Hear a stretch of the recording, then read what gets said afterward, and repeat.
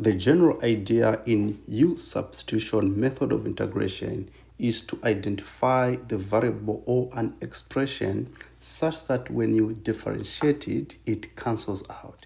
So for example, in question number 1, you can see that we can set u to be equal to x to the power 5, because if we differentiate u, right, if we differentiate u with respect to x, we get 5 x to the power 4 dx. So you can see that x to the power 4 will cancel out with x to the power 4 that is in the expression. So we can just write this expression as du over 5 is equal to x to the power 4, then dx. So you can see in our original expression we have x to the power 4 dx, which is here, x to the power 4 dx. So in the integration in question number 1, we can just substitute. So where there is u, we put, where there is x to the power 5, we put u. So this becomes x u.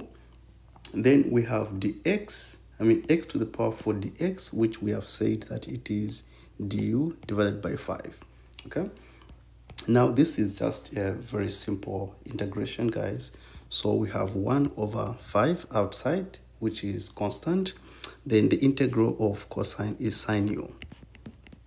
Then we add c. But remember, our u is x to the power 5. So this is x to the power 5 plus c. That's it, right? In the second problem, you realize that in the denominator we have x squared minus 11, which when differentiated, it gives us 2x. And in the numerator, we have 2x, right? So it is important, or it is necessary, that we make u to be x squared minus 11. So u is equal to x squared minus 11, which tells us that du is given by 2x dx.